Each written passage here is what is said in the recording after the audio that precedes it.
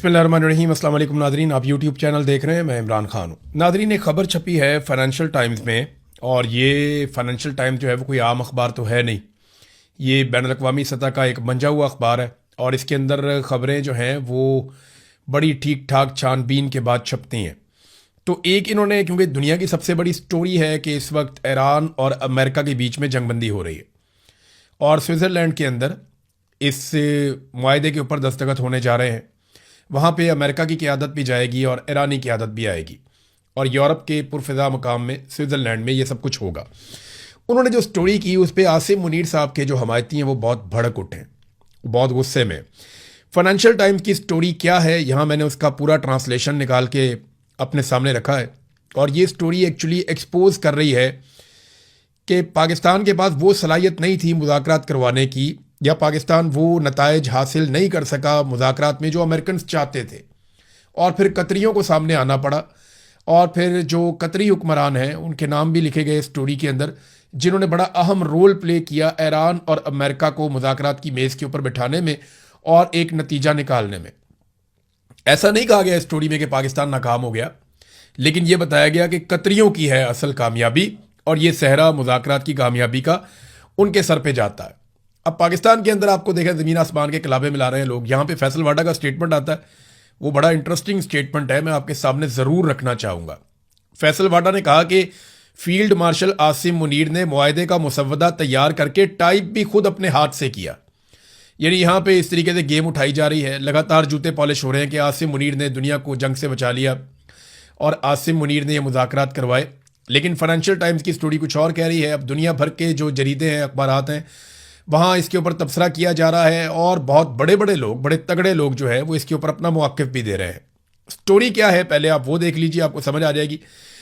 Story ये कहती है कि जी, अमेरिका और ईरान के दरमियान हतमी मुआहदा कतर ने करवाया है या पाकिस्तान ने करवाया है। इस पे फाइनेंशियल टाइम्स की एक बड़ी स्टोरी है। मुआहदा कैसे तय पाया, ये है जी मेन चीज़। और इसके अंदर उन्होंने पूरी स्टोरी में लिखा कि कितने उतार चढ़ाव आए। कई मरतबा मुआहदा बिल्कुल करीब पहुंच जाता था और फिर एकदम लड़ाई हो जाती थी। शुरू में पाकिस्तान इसके बीच में आया और पाकिस्तान ने एक सालिस के तौर पे काम किया, जबकि कतरी, मिस्री और तुर्की जो है वो पाकिस्तान की मदद कर रहे थे। लेकिन पाकिस्तान मतलूबा नताइज हासिल करने में कामयाब नहीं हो सका। चंद घंटे तो ऐसे भी रहे कि जिसमें कतरी सालसों को यकीन करने का मौका मिल गया कि शायद अब बहुत मुश्किल होगा, और कई दफ़ा उन्हें ऐसा लगा कि शायद अब मुश्किल टल चुकी है। फिर बहुत सारी स्टोरी के अंदर उतार चढ़ाव बताए गए कि जैसे ही मुज़ाकरात होते थे और चीज़ें करीब आती थीं, वैसे ही दोबारा से अमेरिका या इसराइल फिर से अटैक कर देते थे। कभी ईरान जवाबी अटैक करता था। तो जो सबसे बड़ी रुकावट थी दोनों के बीच में, कोई मुआहदा नहीं हो पा रहा था, वो कतरियों को समझ आई मई के मिड में, क्योंकि यानी मई तक तो पाकिस्तान कोशिश कर रहा था। देखिए, फरवरी में ये जंग शुरू होती है, 28 फरवरी को। मार्च और अप्रैल लगभग जंग के अंदर गुजर जाते हैं। फिर पाकिस्तान के वज़ीर आज़म को बीच में डाला जाता है कि आप जंगबंदी का कहें ताकि जंगबंदी हो जाए। फिर पाकिस्तान का वज़ीर आज़म जंगबंदी के लिए कहता है, और अगले चंद दिन पाकिस्तान ने कोशिश भी की, बड़ा जोर लगाया, लेकिन ईरानियों को पाकिस्तानी कायल नहीं कर पाए कि अमेरिकन क्या चाह रहे हैं। अच्छा, इस खबर के अंदर यह बताया गया है कि, या तासुर दिया गया है कि field marshal Asim Munir America की तरफ से मुज़ाकरात कर रहे थे। वो ईरानियों की तरफ से मुज़ाकरात नहीं कर रहे थे, वो अमेरिका की जानिब से वेल ब्रीफ्ड थे। यानी अमेरिकन ने उनको बताया हुआ था कि उन्हें क्या चाहिए ईरानियों से, और वो उसी के लिए कोशिश कर रहे थे। लेकिन मई के वस्त में सूरत हाल बहुत ज़्यादा ख़राब हो गई। फिर जनाब अमेरिकन ने कतरियों को आगे किया, और कतरियों का इसमें बहुत तजर्बा है। कतरियों ने पूरी दुनिया के अंदर ये तालिबान का अमेरिका का डील वो भी उन्होंने करवाया था। उससे पहले और बहुत सारे जो मीडिएशन के मामला आते हैं दुनिया में, कतरी बहुत अहम और तजर्बाकार है इस काम में। उनके नाम भी हैं, मैं आपको भी बताता हूँ। तो प्रॉब्लम ये हो रहा था कि डोनाल्ड ट्रंप को बहुत जल्दी थी मुआहदा करने में। वो ये चाहता था कि फटाफट मुआहदा हो जाए। डोनाल्ड ट्रंप की बेसब्री थी, और वो मुआहदे के अंदर अपने टारगेट रख के बैठा हुआ था कि ये काम होने चाहिए। वो उजलत में मुआहदा करना चाह रहा था। जबकि ईरान के लिए एक और मसला था। उनके लिए मसला ये था कि वो इस मुआहदे को ईरानी निज़ाम में जायज़ और दुरुस्त तरीके से देखा जाए, ऐसा बनाए कि ईरानियों को लगे कि वो लड़ाई हारे नहीं है, और ये मुआहदा उन्हें जायज़ लगे, और ऐसा ना लगे कि कहीं उन्होंने हथियार डाल दिए। ईरानियों के लिए ये मसला था। दूसरा, ईरानियों के बारे में लिखा गया इस आर्टिकल में कि वो एक एक लफ्ज़ को गौर से पढ़ते हैं और अल्फाज को तब्दील भी करवाते हैं। वो बड़े शानदार, बड़े धीमे लहजे के और बड़े तरीके से चलने वाले, बड़े समझदार किस्म के मुज़ाकरातकार हैं। तो ईरानियों की तारीफ की गई इस आर्टिकल में, और ये खबर आती है कतरियों की जानिब से जो इस मुज़ाकरात का हिस्सा थे, या सोर्सेज जो इसके अंदर शामिल थे ईरान में, कतर में, पाकिस्तान में या अमेरिका में, उन सोर्सेज से फाइनेंशियल टाइम ने ये पूरी स्टोरी निकाल कर दी है। अब वो ये बताते हैं कि जनाब एक मौका ऐसा आया कि जब डोनाल्ड ट्रंप ने ईरानी तजावीज़ को कचरे का एक टुकड़ा करार दे दिया, और फिर उसके बाद वाशिंगटन ने कतर को कहा कि आप आगे बढ़ें, और मई के वस्त में ये लोग बीच में आते हैं। इनमें अली अस्सवादी और हमद अल कबेसी, ये दो अहम ऑफिशियल्स हैं, बहुत अहम लोग हैं कतर के। ये इस मुज़ाकराती अमल का हिस्सा बन जाते हैं और ये बार बार तेहरान के दौरे करते हैं। यानी ये ईरान गए और खुफिया तौर पे गए, इन्होंने किसी को नहीं बताया कि ये ईरान जा रहे हैं, इन्होंने खुफिया ईरान के दौरे किए, बार बार किए। अमेरिका को इस बात का पता था, लेकिन ये पब्लिक नहीं करते। कतरियों की ये खूबी ये है कि वो जो भी मुज़ाकरात करवाते हैं वो खामोशी के साथ काम करते हैं, वो अपनी पब्लिसिटी नहीं करते, उन्हें शोर डालने का शौक नहीं है, वो सिर्फ अपना टारगेट अचीव करते हैं। पाकिस्तान ने रोला ज़्यादा डाला हुआ था, काम पाकिस्तान कर नहीं पा रहा था इस आर्टिकल के मुताबिक। फिर उन्होंने कहा जी कि मुज़ाकरात अभी काफ़ी आगे बढ़े ही थे कि ईरान पर अमेरिका और इसराइल ने दोबारा हमला कर दिया और दोबारा से हालात ख़राब हो गए। और 2 मरतबा ऐसा हो चुका था कि जैसे ही मुआहदा चल रहा होता था, मुज़ाकरात चल रहे होते थे, तो बीच में हमला कर दिया जाता था और हालात ख़राब हो जाते थे।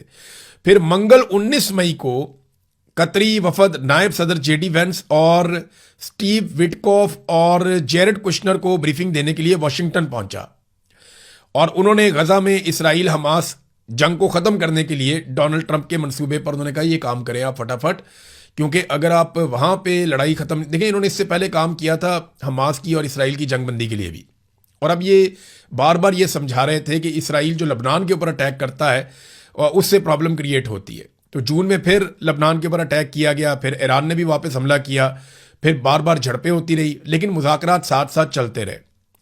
तो कतरियों ने कम से कम ईरान को ये समझाया कि मुज़ाकरात अगर नाकाम हो जाते हैं तो उनको कितना नुकसान होगा और कामयाबी में कितना फ़ायदा होगा, और अमेरिकन को ये बताया और उन्हें कायल किया कि इन शराइत के ऊपर तो ईरान कभी नहीं मानेगा, तो कुछ चीज़ें जो है इनका हल निकल सकता है।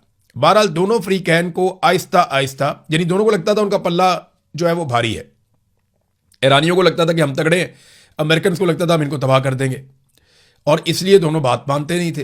फिर कतरियों ने इसके अंदर, क्योंकि उनका बहुत वसी तजर्बा है ये काम करने में, उन्होंने कुछ ना कुछ करके ये मुज़ाकरात कामयाब बनाए। और एक मौका ऐसा भी आया कि तमाम अरब हुक्मरानों ने और फील्ड मार्शल ने डोनाल्ड ट्रंप को फ़ोन करके हमला ना करने की दरख्वास्त की थी। फिर इसके अंदर एक जुमला है जो ख़ास तौर पे मैं आपको बताना चाहूँगा कि ट्रंप के साथ फील्ड मार्शल के ताल्लुकात की बदौलत पाकिस्तानी अच्छी तरह से ब्रीफ्ड थे और इस अमल का चेहरा थे, यानी पाकिस्तानियों को सामने रखा गया था। लेकिन कतरियों ने खामोशी से दोनों फ्रीकैन को करीब लाने के लिए ज़्यादातर भारी भरकम काम किया। तो असल काम जो है वो ये आर्टिकल बता रहा है कि कतरियों ने किया है। क्रेडिट पाकिस्तान ही ले ले, बेशक पाकिस्तानी जाके वहाँ पे स्विट्ज़रलैंड के अंदर, क्योंकि देखें ना ये होना तो पाकिस्तान के अंदर था मुआहदा, अगर पाकिस्तान अमेरिका की खुशनुदी कर पाता या इसके लिए कोई नतीजा खेज पाकिस्तान इकदाम कर पाता। अब देखिए मैं आपको एक चीज़ बड़ी क्लियरली बताऊँ, ये मोहित पीरजादा साहब को सुन रहा था, उन्होंने भी यही बात की, तो बात ये ठीक है। हमारी जो मिलिट्री एस्टेब्लिशमेंट है ना, वो इस तरह ट्रेंड ही नहीं है कि वो मुज़ाकरात कर सके या बातचीत कर सके, उनके अंदर ये सलाहियत ही नहीं है।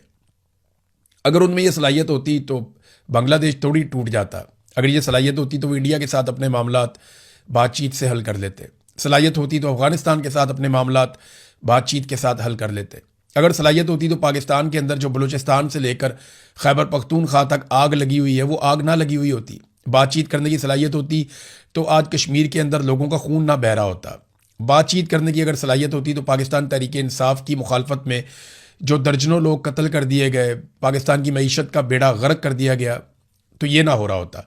तो पाकिस्तान की एस्टेब्लिशमेंट में बातचीत करने की बिल्कुल कोई सलाहियत नहीं है, बिल्कुल नहीं है। ये सिर्फ बंदूक की ज़बान जानते हैं, मार कुटाई इनका काम है, मुकदमे दे दो, मार कुटाई कर लो, ये कर लो, वो कर लो, इसके अलावा कुछ नहीं कर सकते। बातचीत करने की सलाहियत इनमें नहीं है, अगर होती तो पाकिस्तान में आपको दिखाई देती। पाकिस्तान के हालात बता रहे हैं कि हम बातचीत करने की सलाहियत नहीं रखते। हाँ ये ज़रूर है कि अगर कोई हमें सामने कर ले तो एक्टिंग वैक्टिंग हम करके आ जाते हैं।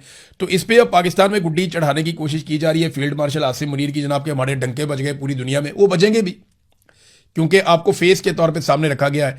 और कतरियों को ज़्यादा शौक नहीं है कि वो सामने आकर अपने गेम उठाएं, या कतरियों को ऐसी कोई मजबूरी भी नहीं है क्योंकि उनके मुल्क के अंदर उनकी हुकूमत और वो उनकी रहनी है, वो वहाँ पे तगड़े हैं और उनकी बादशाहत है, उन्हें प्रॉब्लम कोई नहीं है, तो वो अपना काम खामोशी के साथ करते हैं। पाकिस्तानियों को या पाकिस्तानी सरकार को या फील्ड मार्शल को ज़रा तारीफ़ों की ज़रूरत है कि हमें तारीफ़ें वारीफ़ें मिल जाए, लेकिन ये जो फाइनेंशियल टाइम की स्टोरी है इसके बाद जो गालम गलोच हो रही है फाइनेंशियल टाइम्स के ऊपर, जो लोग इस पर तबसरा कर रहे हैं उनके ऊपर भी हो रही है और बहुत सारे टाउट्स छोड़ दिए गए हैं इस काम को करने के लिए।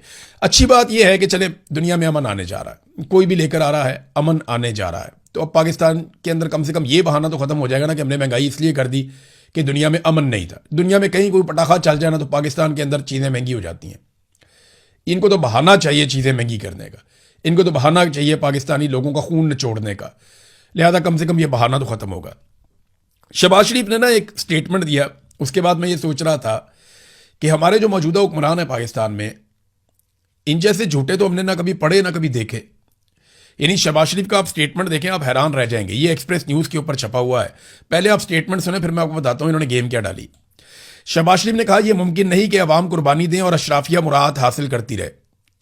आपको पता है इस बजट के अंदर इन्होंने जो बड़े बड़े इदारों को छूट दी है उसका ये बताते ही नहीं है कि इन्होंने किसको कितनी छूट दी है। अशराफिया को ये बताते ही नहीं है कि कितनी बड़ी बड़ी कंपनीज को, बड़े बड़े इदारों को इन्होंने कितना कितना अरब का टैक्स का छूट दिया। ये बताते ही नहीं है कि फौजी फाउंडेशन को इन्होंने और उसके झेली इदारों को इन्होंने कितनी छूट दी है टैक्सेस के अंदर, ये नहीं बताते। गरीब आदमी को कहाँ पे छूट दी है? गरीब आदमी के बाद छोटी मोटी जो सब्सिडी होती थी वो भी छीन ली। पेट्रोल इस वजीर आजम ने 70 रुपए लीटर करना था, 170 रुपए वो पेट्रोल के ऊपर लेवी ले रहा है। यानी जितने रुपए का लीटर करना था उससे इमरान खान के दौर में पेट्रोल जितने रुपए का बिक रहा था ना उससे ज्यादा तो ये लेवी ले रहे हैं। सिर्फ पेट्रोल की कीमत तो उसके बाद है, बाकी टैक्सेस उसके बाद है। तो ये लोगों को बेवकूफ़ बनाते हैं कि गरीब आदमी के लिए इन्होंने ही कहा था ना कपड़े बेच देंगे, लोगों को आटा देंगे, रोटी देंगे, लोगों को सहूलियात देंगे। इन्होंने ही कहा था कि 300 यूनिट तक बिजली का बिल हम अदा करेंगे, आप अदा नहीं करेंगे। बेड़ा गर्क कर दिया पाकिस्तान की मईशत का। 1 यूनिट भी इस्तेमाल होता है, 2 यूनिट भी इस्तेमाल होते हैं तो हज़ारों में बिल आ जाता है। फिक्स चार्जेस इन्होंने लगा दिए हैं, लेवियाँ ये वसूल कर रहे हैं, एक के बाद एक टैक्स आम आदमी के ऊपर लगाते चले जा रहे हैं। वो कहते हैं जनाब अशराफिया जो है वो टैक्स देगी। शहबाज शरीफ का बयान है कि अशराफिया मुराद हासिल करती रहे और अवाम कुर्बानी दें, ये मुमकिन नहीं है। अवाम के लिए आपने कौन से प्राइवेट जेट लिए हैं? अभी इस साल के बजट में 9 अरब रुपया रख लिया पंजाब हुकूमत ने प्राइवेट जेट के लिए। मुझे बताएं ना ये पैसा किसका है? ये जो आप जहाज लेते हैं, जो आप सैर सपाटे करते हैं, पूरी दुनिया में आप वीवीआईपी बन के घूमते हैं, जो प्रोटोकॉल्स आप ले रहे हैं, जो अपनी तनख्वाहों में आप इजाफा कर रहे हैं, ये सारा कुछ आप क्यों कर रहे हैं? आम आदमी की तनख्वाह कितनी बड़ी है और वज़रा की तनख्वाह कितनी बड़ी है, ज़रा ये आपको मैं थोड़ी सी एक झलक दिखाता हूँ। आपके 14 तबक रोशन हो जाएंगे जो पाकिस्तान के साथ इन्होंने किया है। अब आ जाए जी मरियम नवाज के दौर के अंदर इन्होंने वज़रा की तनख्वाहें कितनी बढ़ाई और आम जो MP है उनकी तनख्वाह कितनी बढ़ाई है। तो ये देखें जी 76,000 रुपये से बढ़ाकर 4 लाख रुपए कर दी। यानी जो तनख्वाहों में इजाफा किया गया वो 426% इजाफा किया गया। 1 जनवरी 2025 से नाफिज किया गया, तब तो और भी बढ़ गई। 426% तनख्वाह बढ़ाते हैं MPA की और आम पाकिस्तानी की तनख्वाह बढ़ाते हैं 7%। वज़रा की तनख्वाहें कितनी बढ़ाते हैं? 860%। 860%। और आपकी तनख्वाह कितनी बड़ी है? 7%। एक 860, एक तरफ सिर्फ 7, इतनी तनख्वाह बढ़ाते हैं। स्पीकर पंजाब असेंबली की तनख्वाह इन्होंने बढ़ाई कितनी? 1.25 लाख से बढ़ा के 9,50,000 कर दी। डिप्टी स्पीकर की 1,20,000 से बढ़ा के 7,75,000 कर दी। और बाकी सबकी तनख्वाहों में भी 400% से लेकर 600% तक इजाफा कर दिया। यह इजाफा किया गवर्नमेंट ऑफ पंजाब ने। वफाकी हुकूमत ने भी इसी तरह इजाफा किया। 2025 में वफाकी वज़रा और मुशीरान की तनख्वाहें जो हैं वो 2 लाख रुपए से बढ़ाकर 5,19,000 रुपए तक कर दी गई। लगभग 200% के करीब इन्होंने या 2.5 गुना इन्होंने तनख्वाहें बढ़ा दी। आपकी तनख्वाह कितनी बढ़ती है? 7%। उनकी कितनी बढ़ती है? 250%। कितना फर्क है? तो ये अपनी तनख्वाहें ऐसे बढ़ाते हैं, फिर ये कहते हैं जनाब अशराफिया को हम कुछ नहीं देंगे और गरीबों को हम देंगे सारा कुछ। आप लोगों को बेवकूफ़ समझते हैं। हम बैठे हैं ना लोगों को डाटा बताने के लिए, क्योंकि हम गरीबों में से ही उठ के आए हुए हैं, हम उन्हीं के लोग हैं और हम आपको बताएंगे। और हर आदमी को इसके ऊपर पढ़ना चाहिए, लिखना चाहिए, बोलना चाहिए। आज सोशल मीडिया का दौर है, आप सारे ये आवाज़ उठाएं कि MPAs की, MNAs की, मिनिस्टर्स की, सेनेटर्स की, इनकी तनख्वाहें बढ़ी हैं जब से ये सरकार आई है। 400-400%, 600-600%, 900-900% तक इनकी तनख्वाहें बढ़ी हैं। और महंगाई भी इसी रफ्तार से बढ़ी है। आपकी तनख्वाहें कितनी बढ़ाई गई? आपकी तनख्वाह बढ़ती है 10%, 5%, 7%, और इस मरतबा 7% की तजवीज़ दी गई है तनख्वाहें बढ़ाने की। और इसके अलावा जो इनके TADA हैं, आनियाँ जानियाँ हैं, इनके जो प्रोटोकॉल्स हैं, इनको जो घर मिलते हैं, इनको जो अलाउंसेस मिलते हैं, वो इसके अलावा है। जो इनकी तनख्वाहें बढ़ी वो बाकी सारी चीज़ें इसके अलावा है। तो ये शहबाज शरीफ साहब जनाब इतने ढिले मुंह के साथ झूठ बोल देते हैं कि जनाब ये मुमकिन नहीं कि अवाम कुर्बानी दें और अशराफिया मुराद हासिल करती रहे। ये झूठ बोलते हैं। इमरान खान साहब के बारे में नाजरीन दो बड़ी अहम खबरें हैं। उनके दो केसेस हैं जो लगने जा रहे हैं सुप्रीम कोर्ट ऑफ पाकिस्तान में। पहला केस इमरान खान साहब का जो सुप्रीम कोर्ट ऑफ पाकिस्तान में लगेगा वो उनकी बहन की जानिब से है कि शिफा इंटरनेशनल अस्पताल में उन्हें मुंतकिल किया जाए और उनका इलाज उनके ज़ाती मुआलिजीन की मौजूदगी में किया जाए। ये उनकी बहन उज़मा खानम ने ये दरख्वास्त दी थी। एक तो ये केस है। दूसरा केस इमरान खान साहब का फैमिली और वकला और पार्टी के जो लोग हैं उनसे जो मुलाकातें करवानी हैं, अदालती हुक्म के बावजूद वो मुलाकातें नहीं हो रही। इस पर भी एक समाअत जो है वो सुप्रीम कोर्ट ऑफ पाकिस्तान में होने जा रही है।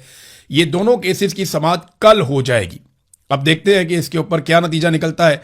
लेकिन सुप्रीम कोर्ट ऑफ पाकिस्तान इंसाफ दे सकती है अगर वो चाहे तो, लेकिन नॉर्मली हमने पाकिस्तान में इंसाफ होता हुआ नहीं देखा।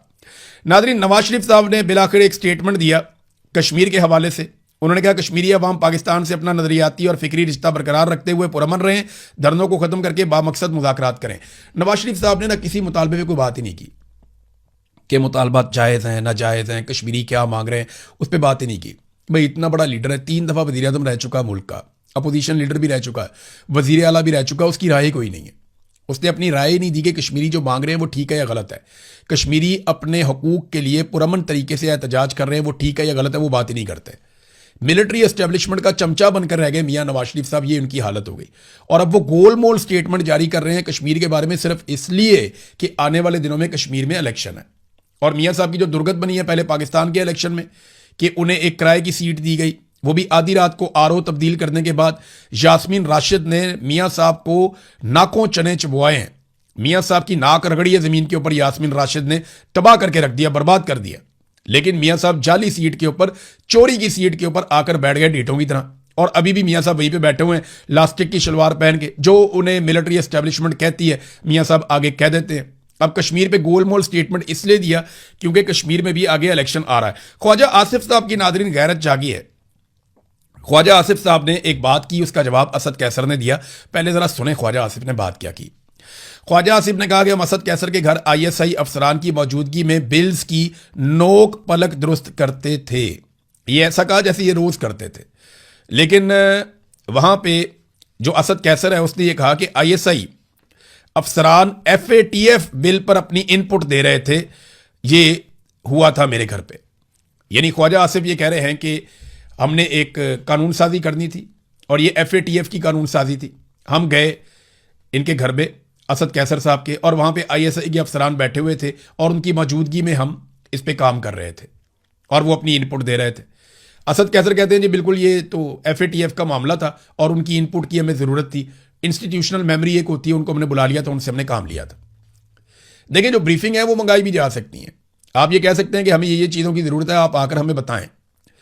लेकिन फौज की सियासत में मुदाखलत है, इससे इनकार नहीं किया जा सकता। इमरान खान के दौरे हुकूमत में भी थी, गलत थी, नहीं होनी चाहिए थी। लेकिन और इमरान खान साहब को इस बात का इदराक भी हुआ। इमरान खान साहब ने इस बात पे अफसोस का इजहार भी किया कि उन्होंने एस्टेब्लिशमेंट पे जितना भरोसा किया या जितना इमरान खान साहब ने मिलिट्री एस्टेब्लिशमेंट पर इन्हिसार किया अपनी हुकूमत चलाने में, वो उन्हें नहीं करना चाहिए था। इमरान खान साहब ने खुद इस बात के ऊपर एतराफ़ भी किया।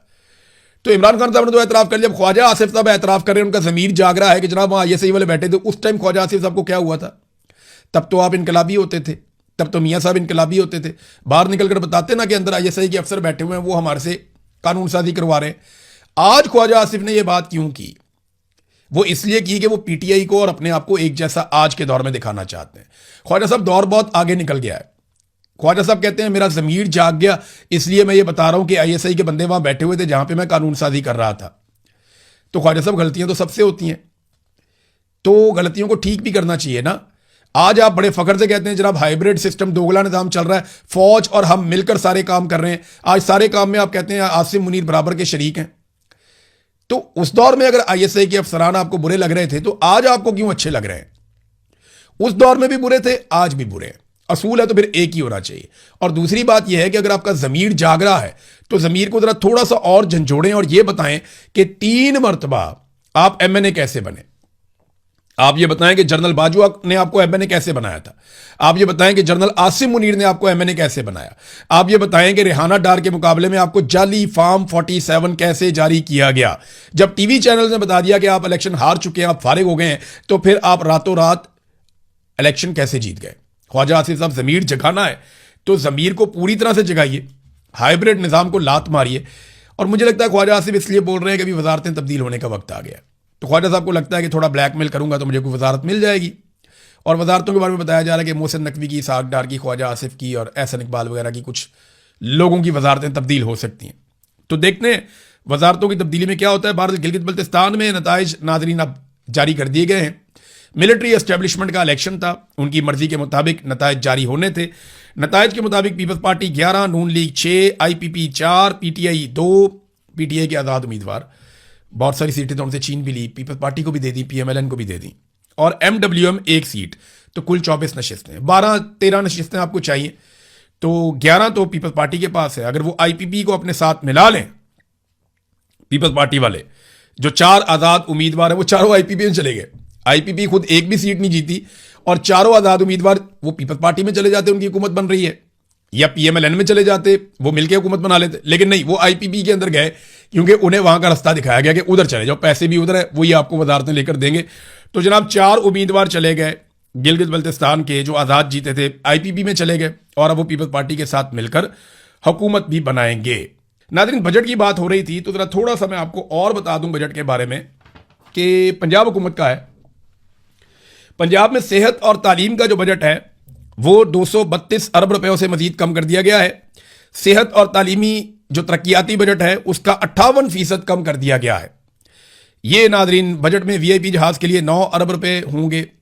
अब आप अंदाज़ा करें कि ये हमारी प्रायोरिटीज़ हैं कि तालीम और सेहत, इन 2 चीज़ों के बगैर कोई मुल्क आगे नहीं बढ़ सकता। तो तालीम और सेहत पे जो तरक्याती बजट है उसमें कट लगा दिया गया 58% का। पंजाब के अंदर 58% का कट लगा दिया गया। तालीम और हेल्थ, इनके अपने बच्चे बाहर जाएंगे, बाहर पढ़ेंगे, इनके अपना सेहत का सारा मामला पाकिस्तान से बाहर है, अपने अस्पताल पाकिस्तान में बनाए हुए हैं, वहां पे अपनी मर्जी के डॉक्टर रखे हुए हैं और जब दिल करता है इलाज के लिए पूरी दुनिया में जाते हैं। तो आम आदमी का क्या बनेगा? उसका तो बजट काटते जा रहे हैं, जेब भी काट रहे हैं, बजट भी काट रहे हैं, सहूलत भी नहीं दे रहे, पैसा भी छीन रहे हैं। अब तक के लिए इतना ही। अपना ख्याल रखिएगा, अपने चैनल का भी। अल्लाह हाफिज़।